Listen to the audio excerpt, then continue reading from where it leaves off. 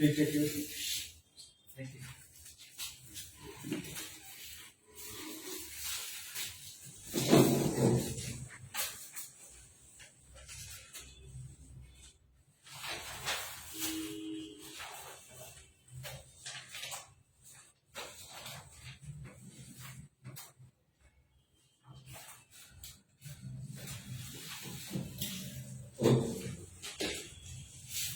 शिव जी शिव।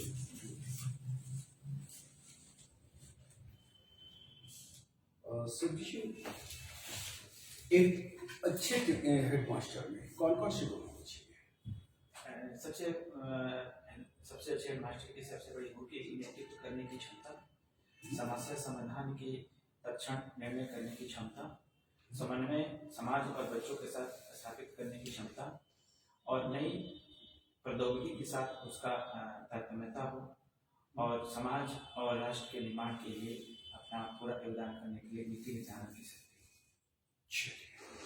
आपने तकनीक की बात की, वर्तमान में जो कि आप नैनो टेक्नोलॉजी के एरा में जी रहे हैं, और जहाँ तक मुझे लगता है कि अभी जो टीचर है ना और बच्चे हैं और टेक्नोलॉजी है, इसमें तारतम्य जो है कि नहीं बन पा रहा है, जिसके कारण जो है कि शिक्षण की पद्धति जो है ना वो काफ़ी पुरानी हो चुकी है। इसके लिए है कि आपके पास कोई रोड मैप है?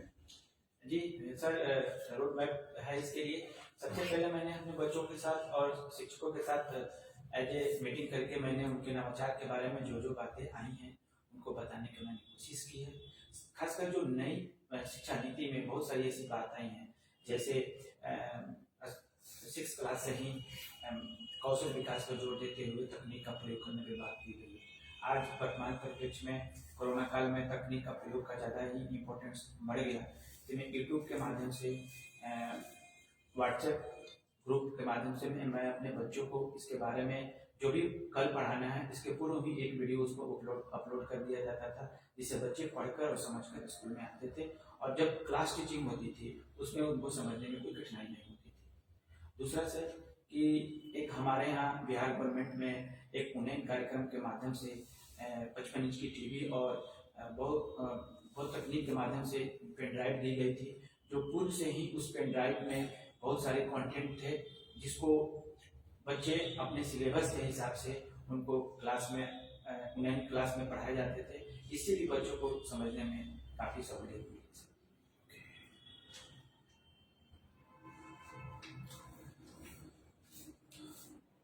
हम थोड़ा सा चलते हैं एजुकेशन पॉलिसी। वर्तमान जो एजुकेशन पॉलिसी जो गवर्नमेंट लेकर के आई है, क्या लगता है कि ये रोजगार उन्मुख है? सर, सबसे पहली बात कि जो भी एजुकेशन पॉलिसी आई है सभी बाल केंद्रित करते हुए उसके सर्वांगीण विकास पर जोर दी गई है। नई शिक्षा पॉलिसी भी इसे बेहतर नहीं है। 21वीं सदी की सोच के अनुसार इसको डेवलप करने के प्रयास किया गया है और 2030 तक इसको पूरी भारत में लागू करने की बात की गई।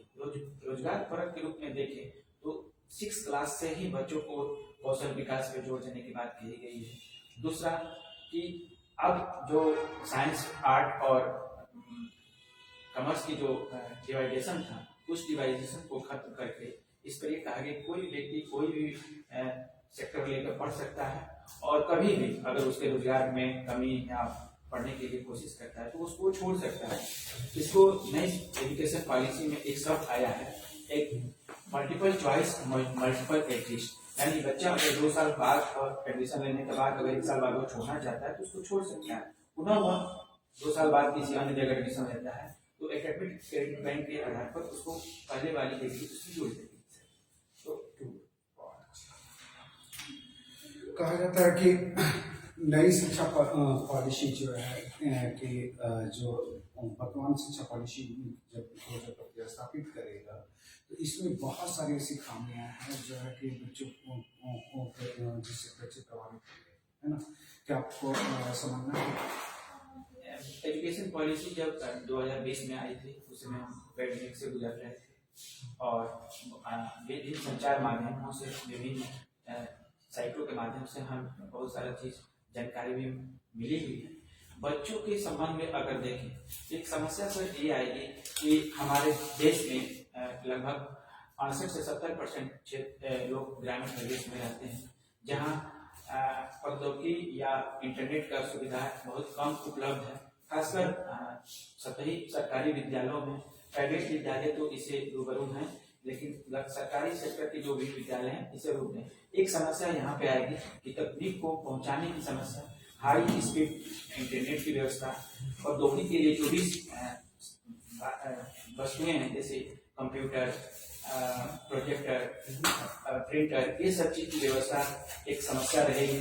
दूसरी समस्या, बच्चों को उसके बारे में सहजता और सरलता पूर्वक समझाने की, शिक्षकों की प्रशिक्षण की कमी इसमें देखी जाएगी, जिससे बच्चों को पढ़ाने में दिक्कत है।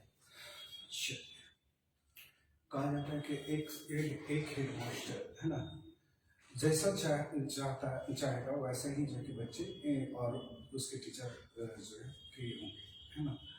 क्या आप ऐसा मानते हैं? जी सर, स्कूल किसी एक व्यक्ति विशेष से नहीं, एक समन्वित प्रयास से टीम भावना, हमारा विद्यालय श्रेष्ठ की टीम भावना से अगर प्रयास करने पर ही आएगी। अगर उदाहरण के रूप में हम सर आपको लेना चाहेंगे कि अगर कोई क्रिकेट टीम है, अगर कप्तान है, तो सभी टीमें अगर प्लेयर अच्छे नहीं खेलेंगे तो कोई भी टीम विजेता नहीं बन सकती। आप वाइस प्रिंसिपल रह चुके हैं ऑलरेडी बिहार गवर्नमेंट में, तो वाइस प्रिंसिपल के रूप में जो है कि आपकी कोई ऐसी उपलब्धियां जिसे आप बताना चाहेंगे?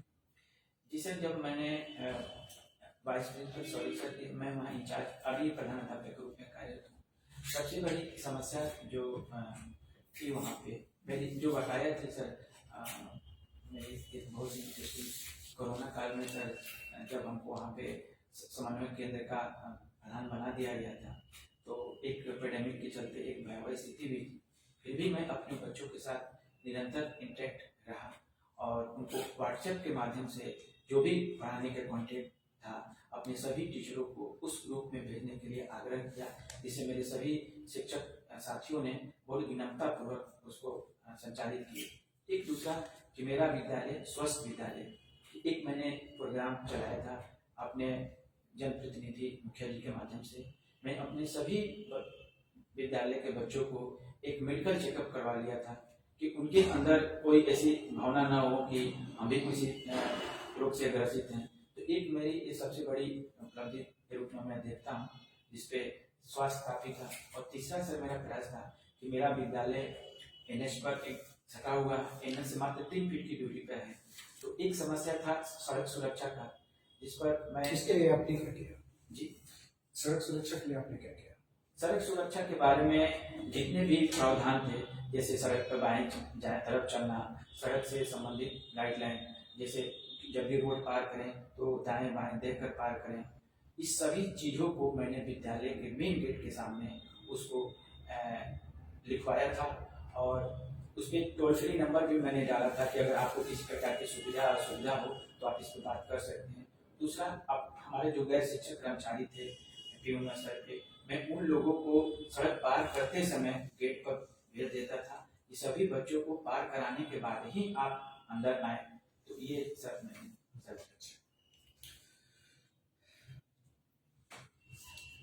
आप एक सुबह से के स्कूल पहुंचते हैं, आपको सूचना मिलती है कि मैथ सब्जेक्ट के टीचर नहीं है और आपके स्टाफ में जो है कि मैथ पढ़ाने वाला और कोई नहीं, कोई है भी नहीं, और मैथ में बच्चे जो बहुत ज़्यादा कमजोर हैं। मालूम चलता है कि मैथ के टीचर है कि 15 दिन की छुट्टी पे गए हैं। ऐसे में है कि आप क्या करेंगे? सर, मैं सबसे पहले मेरे विद्यालय में जो उपलब्ध संसाधन है, उन्हें कार्यक्रम के माध्यम से जो मैथ का कंटेंट उपलब्ध है, मैं उसके माध्यम से उनको बताने का प्रयास करेंगे। ऐसे जो मेरे साइंस के टीचर हैं, मैं उनसे बात करके कि आप मैथ को अगर आप में रुचि है पढ़ाने का या बैठ कर उनके कुछ बात बताने का, उनसे बात करके मैं उसमें उनको गाइड करने के लिए निर्देशित करूँगा। क्या खुद से पढ़ाई कर पाएंगे? क्योंकि सर मैं मैथ्स में बहुत वीक हूँ, इसलिए क्योंकि मैं 10th स्तर तक ही मैंने मैथ पढ़ा है और व्यवस्था के कारण मैं इस पर कुछ ज़्यादा ध्यान नहीं दे पाई।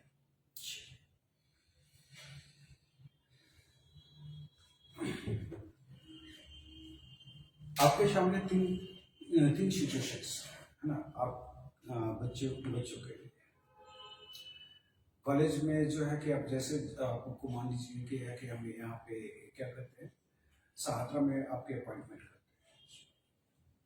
तो यहाँ पे जो है कि अश्विन में तीन सिचुएशंस हैं। बच्चे जो है कि चाहते हैं कि वो ब्लैक बोर्ड पे पढ़ें, टीचर चाहते हैं व्हाइट बोर्ड पे पढ़ाएं, और आप चाहते हैं कि ये नहीं, बच्चों को जो है इंस्ट्रक्शन बोर्ड पे पढ़ाया जाए। ऐसे में है कि संभावना है कि टीचर आपसे नाराज हो सकते हैं, बच्चे जो है कि आप ये टीचर से नाराज हो सकते हैं।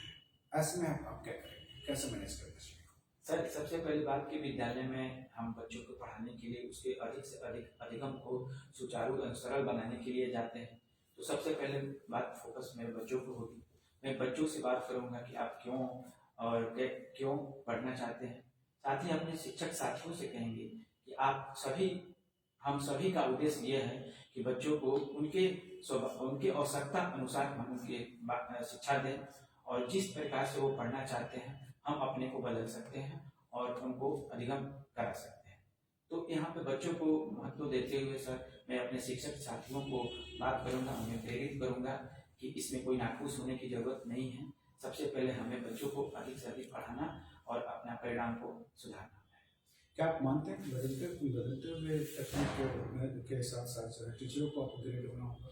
एकदम सर, बिना इसका वर्तमान शिक्षा सहजता और सरलता से देना संभव नहीं है। अभी स्मार्ट बोर्ड का चलन आ गया है। दिल्ली के बहुत सारे स्कूलों में स्मार्ट बोर्ड का व्यवस्था माननीय शिक्षा मंत्री जी द्वारा किया गया। पिछले बजट में यह देखा गया कि लगभग 10,000 विद्यालयों में smart board, smart class, smart library की व्यवस्था की गई। ये काफी सराहनीय और बच्चों के अधिगम के लिए बहुत ही अच्छा था। तो स्मार्ट बोर्ड के माध्यम से, तकनीक के माध्यम से प्रयोग करते हुए हम पढ़ाते हैं, तो कोई भी कंटेंट सरलता से उनके सामने प्रस्तुत किया जा सकता है, क्योंकि बच्चों की रुचि प्रौद्योगिकी की तरफ कुछ ज्यादा ही बढ़ रहे हैं। तो प्रौद्योगिकी के साथ साथ उनके अधिगम को भी हम अच्छे से बता सकते हैं, पढ़ा सकते हैं।